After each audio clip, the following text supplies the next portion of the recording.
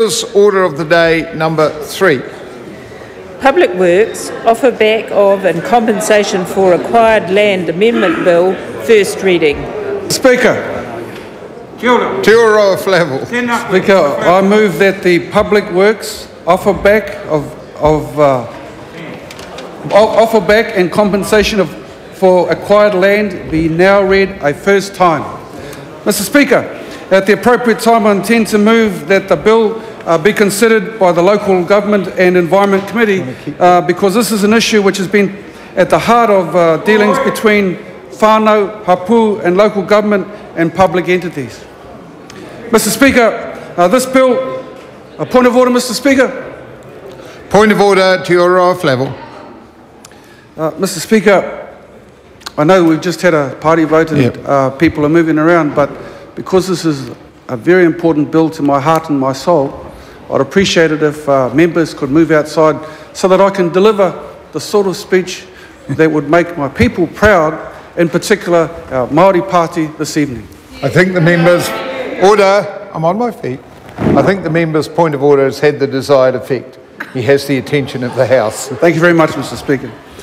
Mr. Speaker, as I just said, this bill is the first that we as the Māori party have prepared and finally see in the House under our own banner, Yeah. It was drawn after our foreshore and seabed repeal bill, which, as we know, has been set in abeyance while it's considered by a review panel. So this bill arriving here tonight is a significant event for our party, and so I want to acknowledge all of those who have given advice in our team, especially Judge Heta Hingston, former judge of the Māori Land Court. Mr. Speaker, if one is to ask about the purpose of this bill, it is to ensure that former owners of Māori or general land taken or acquired by the Crown for the purposes of a public work are given the first right of refusal to purchase that land where the Crown no longer requires it for the public work for which it was originally taken and or acquired. It's a complex area which nonetheless has had long-lasting impacts on our whānau, hapu and iwi, and indeed many New Zealanders.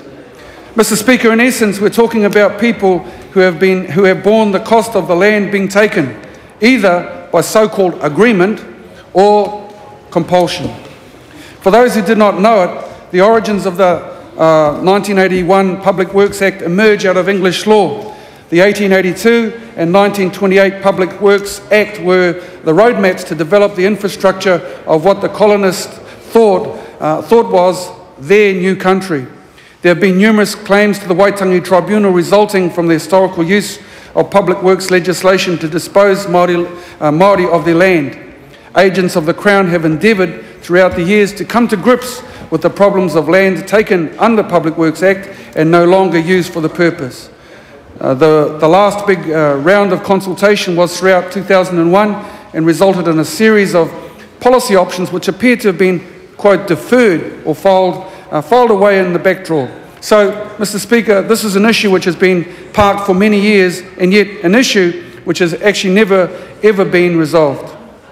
Mr. Speaker, when this bill was drawn from the ballot in July 2007, it became obvious within hours that the acquisition of land under the Public Works Act was still a hotly contested issue. We heard about 2 blocks of land on Panepane Point in Matakana Island and Tauranga area, which are currently owned by the Western Bay of Plenty District Council, who acquired the land through the Act. We heard about a maze of paper roads that run through Te Urewera. We learnt about the impact of the legislation on the whānau associated with the Paraparamu airport lands, Te Whānau a Te Ngāngara Incorporated. The airport land was taken by the government under the Public Works Act to build a Second World War aerodrome. It was then sold to private interest by tender, with the tender limited to people participating in the aviation industry, for goodness sake.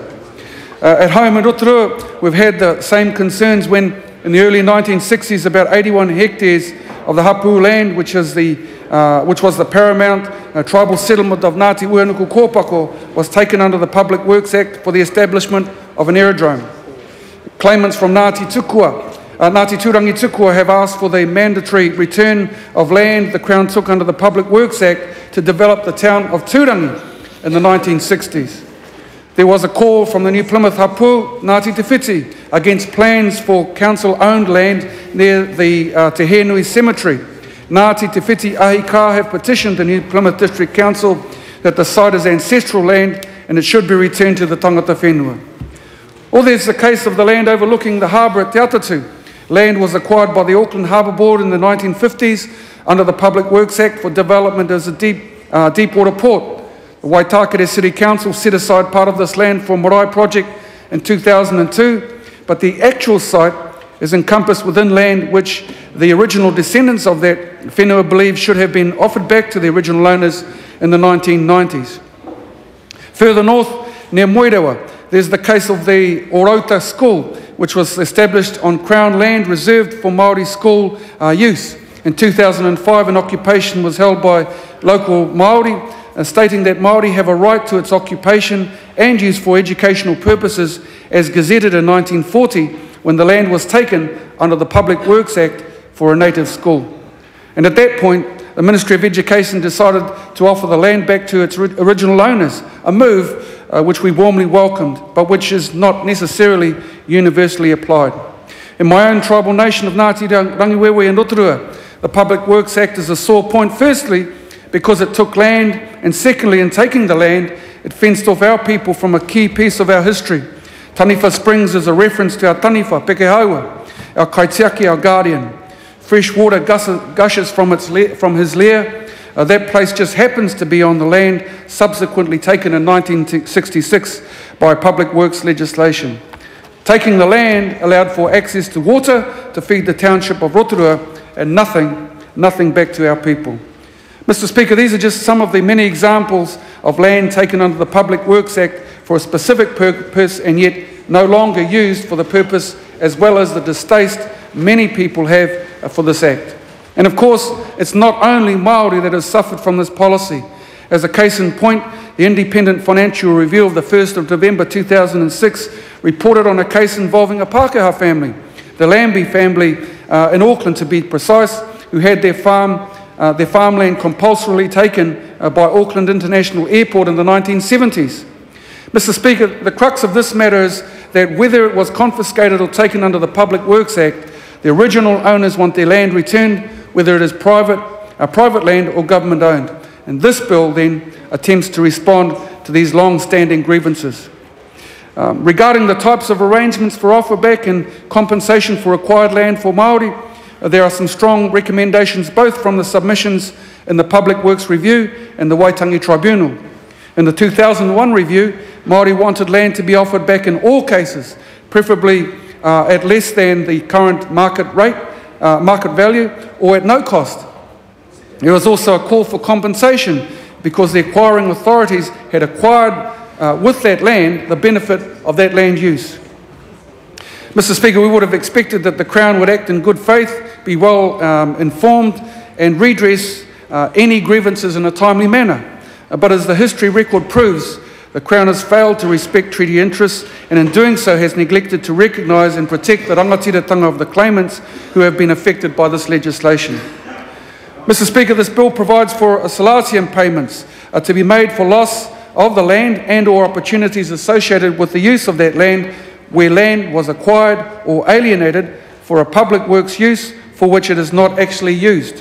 Where the former owners of the land are deceased, these rights may be exercised by their descendants. Mr. Speaker, the fact that the land is offered back generally at market value is often inappropriate where land has been acquired for many years and has appreciated considerably. While the nature of any improvement on the land might be assessed at current market value, we know that many claimants have recommended that a base value of the land be taken as at the date of taking. This is particularly so where breaches of the treaty have occurred in relation to the original takings, which should be a mandatory consideration in the assessment of the value. Mr. Speaker, usually land has been developed for the public good, where the community generally has benefited. Yet despite making this contribution, Māori miss out on the opportunity of development of their lands and have to try and purchase the land at the current value, which has been increased due to the developments by others around the land itself. There are many instances where land is sold to the Crown for a specific purpose and only for that purpose and no other purpose. This bill proposes that land sold to the Crown should be offered back to the original owners and or their descendants. Mr Speaker, it is also proposed that the land taken under the Public Works Act under the